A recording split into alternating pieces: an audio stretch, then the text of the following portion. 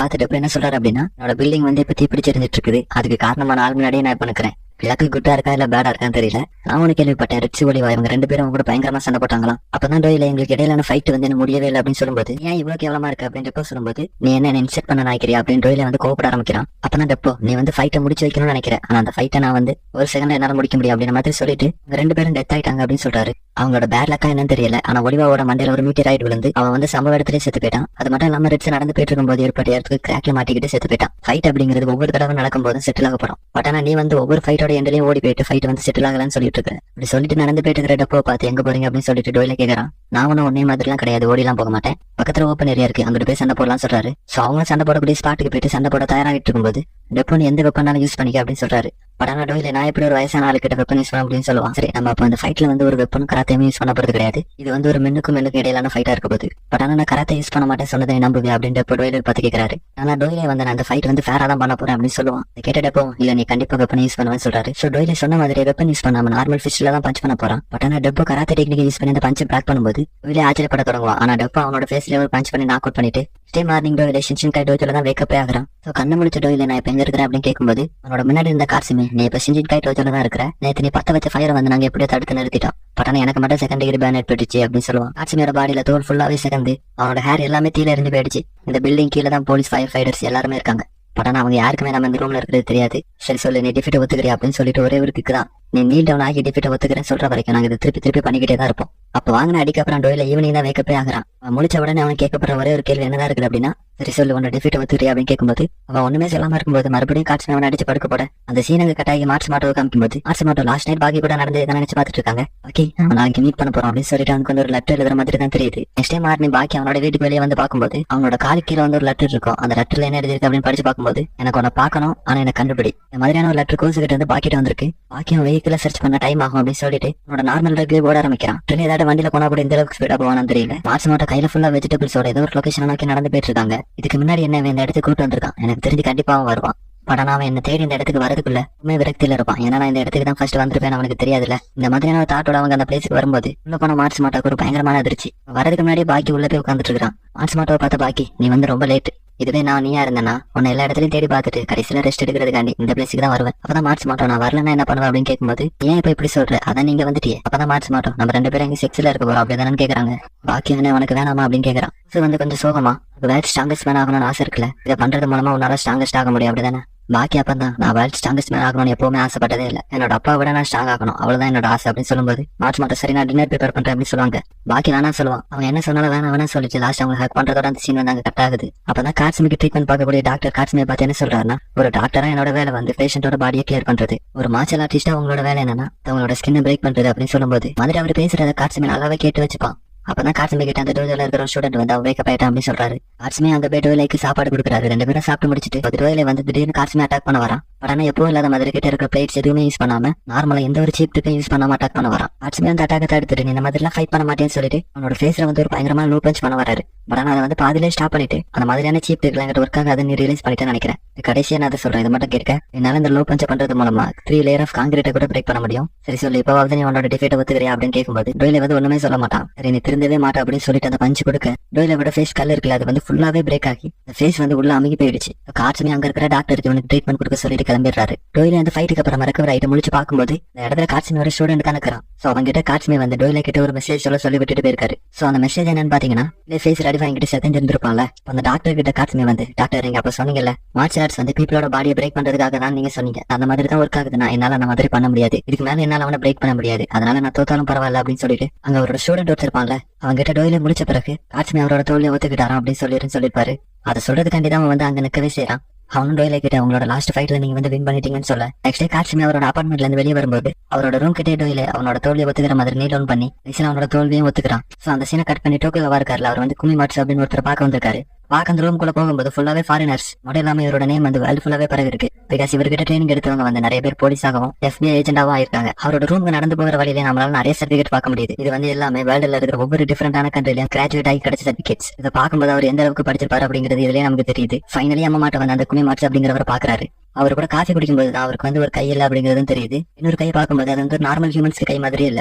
இவர் கூட பேசிட்டு இருக்கும்போது தான் அந்த குமிமாட்சு அப்படிங்கிறவர் வந்து வாய்ட் அப்படிங்கிற ஒரு டெக்னிக்கை பத்தி பேச ஆரம்பிக்கிறாரு. இவர் அந்த டெக்னிக் எப்படி டிஸ்கிரைப் பண்றாருன்னா அது வந்து ஒரு poison technique, art of murder அப்படின்ற மாதிரி சொல்றாரு. அப்பதான் யாக்குகோ அந்த வாய்ட் அப்படிங்கிற டெக்னிக்கை உங்களால கொஞ்சம் எக்ஸ்பிளைன் பண்ண முடியுமா அப்படின்னு கேட்கும்போது இருந்து ஒருத்தர் ஒரு பவுல் கொண்டு வர சொல்லிட்டு அந்த பவுல்ல வெறும் கையை மட்டுமே வச்சு லிஃப்ட் பண்ண கொடுங்குறாரு. அதையும் யாக்குகோ பயங்கர ஆச்சரியமா பாத்துட்டு இருக்கும்போது நீ வந்து இதுக்கு பின்னாடி ஏதாவது ட்ரிக் அந்த மாதிரி இருக்குன்னு யோசிக்கிறியா? சிம்பிளா என்னோட நடு கையில நான் வந்து ஒரு வேக்யூம் கிரியேட் பண்றேன். அந்த பிரஷரை கிரியேட் பண்றது மூலமா என்னால அந்த பாலை வந்து லிஃப்ட் பண்ண முடியுதுன்னு சொல்ல யாக்குகோ தொட்டு தூக்க ட்ரை பண்ணுவார். ஆனா அவரால் அந்த பவுல கொஞ்சம் கூட அசைக்க முடியல. வந்து சாஃப்டா இருக்கிறனால நமக்கு தூக்குறது கொஞ்சம் ஈஸியா இருக்குது. பட் ஆனா இதுவே ஸ்மூத்தா லைட் வெயிட்டோட கொஞ்சம் ரஃபா இருந்துச்சுன்னா ரொம்பவுமே கஷ்டமா இருக்கும். பட் ஆனா இந்த டெக்னிக் என்னோட ஸ்டூடெண்ட் ஒருத்தன் பயங்கரமான ஜீனியஸா இருக்கிறான். அவனால வந்து வெறும் நார்மல் பேப்பரே தூக்க முடியும். அந்த பவுலை விட அந்த நார்மல் பேப்பர் ஈஸி தான் அப்படின்னு கேட்டீங்கன்னா அவர் என்ன சொன்னாரு, லைட்டரா தின்னா, அது மட்டும் இல்லாம கொஞ்சம் ரஃபா சொன்ன எல்லாமே ஒரு பேப்பருக்கு பிறந்தோம் அப்படிதானே. அப்படி பார்க்கும்போது ஒரு பேப்பரை தூக்குறது தான் இருக்கிறதுலே கஷ்டமான ஒரு விஷயம். அவன் வந்து அவனோட கையை தூக்கி உங்களோட ஃபேஸ்ல வச்சானா நீங்க வந்து ஒரு பயங்கரமான ட்ரபிள்ல மாட்டிக்கிடுவீங்க அப்படின்னு சொல்லும் போதுதான் இந்த சீனுக்கான ஹைப்பே ஆரம்பிக்குது. யாக்குகாவும் ரொம்பவே பதட்டத்தோட உங்களோட அந்த ஜீனியஸான ஸ்டூடெண்டோட நேம் கொஞ்சம் சொல்ல முடியுமா? சொன்ன அந்த ஸ்டூடெண்டோட நேம் வந்து யனாகி அப்படின்னு அவரும் சொல்றாரு. சோ இவர் தான் யனாகிக்கு அந்த வேக்யூம் டெக்னிக் யூஸ் பண்ண சொல்லி கொடுத்துருப்பாரு போல. இப்ப அவர் யாக்குகோ கிட்ட அவரோட கையை க்ளோஸ் அப்ல காமிச்சிட்டு இதை பாக்குறதுக்கு உனக்கு வந்து மேஜிக் ட்ரிக் மாதிரி இருக்கும். இந்த மாதிரி அவர் சொல்லிட்டு இருக்கும்போது யாக்குகோவா வந்து பாய்சன் ஹேண்ட் ஏதோ சொன்னீங்களா, அது வந்து என்ன மாதிரியான ட்ரிக் அப்படின்னு கேட்கும்போது நான் அதை உனக்கு எக்ஸ்பிளைன் பண்ணாலும் நீ அதை புரிஞ்சுக்கிற போறது இல்ல, பட் இருந்தாலும் உனக்கு எக்ஸ்பிளைன் பண்ணல அப்படின்னு சொல்லிட்டு ஒன்னா சொல்ல தொடங்குறாரு. பாய்சன் ஹேண்ட் அச்சீவ் பண்றதுக்கு என்னெல்லாம் பண்ணணும் அப்படின்னு பாத்தீங்கன்னா பாய்சனஸான பூச்சி வகைகள், இலைகள், உயிரினங்கள் இது எல்லாத்தையுமே மொத்தமா சேர்த்து அதை ஃபுல்லாவே டிக் பண்ணி ஒரு தண்ணி மாதிரியான ஒரு ஸ்டேடி கொண்டு வந்துட்டு மண் இருக்குல்ல அதுல ஊத்துவாங்களாம். இதே மாதிரி ஒரு 5 தடவை பண்ணணும். அப்படி இதே மாதிரி 5 தடவை பண்றதுனால பாய்சனஸ் ஸ்டாண்ட் வந்து உருவாக்க முடியும். பாய்சனஸ் ஸ்டாண்ட் வச்சு என்ன பண்ண முடியும் அப்படின்னு கேட்டீங்கன்னா இதுக்கப்புறம் தான் ஒரிஜினல் ட்ரைனிங் இருக்குது. உங்களோட எந்த கையில அந்த டெக்னிக் நீங்க பழக போறீங்களோ அந்த கையை வச்சு அந்த மண்ணில ஸ்ட்ரைக் பண்ணிக்கிட்டே இருக்கணும். நேரம் ஸ்ட்ரைக் பண்ணா போதுமான்னு கேட்டீங்கன்னா அப்படி கிடையாது, டே அண்ட் நைட்டா ஸ்ட்ரைக் பண்ணிக்கிட்டே இருக்கணும். அப்பதான் யாக்குகோ இப்படி டே அண்ட் நைட்டா ஸ்ட்ரைக் பண்ணிக்கிட்டே இருந்தா அந்த பாய்சன் வந்து அவர் அஃபெக்ட் பண்ணாது அப்படின்னு கேட்கறாரு. அப்பதான் குமிமாட்சு இந்த ட்ரைனிங் நிறைய பேர் பண்ணும்போது அவங்க ஹேண்டோட வலி தாங்க முடியாம அவங்களோட கையை வெட்டி போட்டுட்டு போயிருக்காங்க. பட் ஆனா நீங்க வந்து உங்களோட 5வது டே ரீச் பண்ணும்போது உங்களோட ஹேண்ட் வந்து அந்த வாய்டு கிரியேட் பண்றதுக்கு பெர்ஃபெக்ட்டா மாறிடும். அந்த பாய்சன் ஹேண்ட் ஹியூமன் மேல யூஸ் பண்ணா என்ன ஆகும் அப்படின்னு யாக்குகோ கேட்கும்போது அவங்களோட உடம்பு இருந்தா டிகே ஆயிரும் அப்படின்னு சொல்லுவாரு. இல்ல புரியல, அவங்களோட உடம்பு வந்து அழிக்கிறமா அப்படின்னு யாக்குகோ வந்து ஆச்சரியமா பார்க்கும்போது அவங்களோட போனுக்குள்ள இருந்து டேக் ஆக ஆரம்பிச்சு செத்துருவாங்க அப்படின்னு சொல்றாரு. செத்துருவாங்களா அப்படின்னு யாக்குகோ வந்து கொஞ்சம் ஆச்சரியமா பாத்துட்டு இருப்பாரு. நீ பாக்குறத வச்சே தெரியுது, எஸ் நீ நினைக்கிறது சரிதான், நாங்க வந்து ஒருத்தர் கிளீப் பண்றதுக்கான டெக்னிக் தான் பிராக்டிஸ் பண்ணிட்டு இருக்கோம். சோ அப்பதான் ஜப்பான்ல இருக்கிற ஒரு செக்யூரிட்டி ஃபெசிலிட்டி காமிக்கிறாங்க. அந்த ஃபெசிலிட்டில தான் சிகாட்சியை அடைச்சு வச்சிட்டு இருந்திருக்காங்க. பட் ஆனா அதுல இருந்து தப்பிச்சு போயிருக்கான். பட் ஆனா எப்படி அப்படிங்கிறது அவங்களுக்கு ரொம்பவே குழப்பமா இருக்குது. பிளஸ் அது வந்து ஒரு 150 மீட்டர் ஹைட்டான பில்டிங். அந்த பில்டிங்க்கு உள்ள வரதுக்கும் வெளியே போறதுக்கும் ஹெலிகாப்டர் மட்டும் தான் யூஸ் பண்ணுவாங்களாம். அப்படிங்கிற பட்சத்துல அவன் எப்படி கீழே இறங்கி போனா அப்படிங்கறது அவங்களுக்கு ரொம்பவே ஆச்சரியமா இருக்குது. ஆனா நமக்கு தெரியும் சிகாட்சியோட ஹேண்ட்ஸ் வச்சு வந்து எந்த மாதிரியான வால்ஸ்னால டைம் பண்ணிடுவான். சோ அப்படியே அந்த சீனை கட் பண்ணி பாக்கி மார்ச் மாட்டோம் அவங்க 2 பேரையும் பார்த்தோம் அப்படின்னா அவங்க 2 பேரும் பிசிக்கலா பாடியோட கனெக்ட் ஆக தயாராகிறாங்க. அண்ட் தென் ஃபைனலி அவங்க 2 பேரும் கனெக்ட் ஆகுறாங்க. நெக்ஸ்ட் அதுக்கப்புறமா அவங்க 3 நைட்ஸ் வந்து அதே வீட்டுல தான் தங்குறாங்க. அதுக்கடுத்து என்ன நடக்குது அப்படின்னா 2 பேரும் அந்த வீட்டை விட்டு வெளியே வரும்போது கரெக்டா யனாகி அந்த இடத்துக்கு வரான். யனாகியை பார்த்து பாக்கி ஆச்சரியப்படுவோம் அப்படின்னு நம்ம எதிர்பார்க்கும்போது அவரை பார்த்து நீங்க வந்து ரொம்ப நல்லவர் அப்படின்னு சொல்றான். உங்களுக்கு என்ன அட்டாக் பண்ண நிறையவே சான்ஸ் கிடைச்சுமே, நீங்க நான் வெளியே வர வரைக்கும் வெயிட் பண்ணிட்டு இருந்திருக்கீங்க. சோ யனாகி வந்து 3 நாள் இங்கதான் சுத்திட்டு இருந்திருக்காரு போல. பட் ஆனா அவங்களை அட்டாக் பண்ணதுக்கான காரணமே அவங்க 2 பேரும் கொஞ்சம் சந்தோஷமா இருக்கட்டும் அப்படிங்கறத மனசுல வச்சு அவர் அப்படி பண்ணிருப்பாரு போல. பட் அதுக்காண்டி நீ வந்து என்ன ஒண்ணு நல்லவனா நினைக்க வேண்டிய அவசியம் இல்ல, நான் அவங்க கூட சண்டை தான் போட வந்திருக்கேன் அப்படின்னு சொல்றாரு. ஆனா பாக்கி இப்ப டைம் வந்து சரியில்லாத மாதிரி இருக்கு, நம்ம டீல பிறகு பாத்துக்கலாமா அப்படின்னு சொல்லுவான். ஆனா அது எதுக்குமே யனாகி வந்து பிடி கொடுத்த மாதிரி இருக்காது. இப்ப கூட யனாகி கிட்ட ஹை பிரசன்ஸோட பக்கத்துல ஒரு ஓப்பன் ஏரியா இருக்கு, அங்க போய் சண்டை போடலாமா அப்படின்னு சொல்லுவோம். யனாகி வந்து பழைய பாக்கி இல்ல அப்படிங்கறத புரிஞ்சுக்கிறாரு. அப்பதான் யனாகி பாக்கி கிட்ட நீ வந்து ஒரு நல்ல வேலை செலக்ட் பண்ணிருக்க அப்படின்னு சொல்லுவாரு. ஓகே அவதான் எனக்கு எல்லாமே சொல்லுவான். மார்ச் மட்டும் அவங்க 2 பேரும் சண்டை போட போறத பாத்துட்டு இருக்கிற மாதிரி தான் தெரியுது. ஃபர்ஸ்ட் அவங்க பாக்கியை பார்த்து கொஞ்சம் கவலைப்பட்டாலும் பாக்கி நானும் அவங்க கூட சேர்ந்து சண்டை போடுவேன் சொல்றாங்க.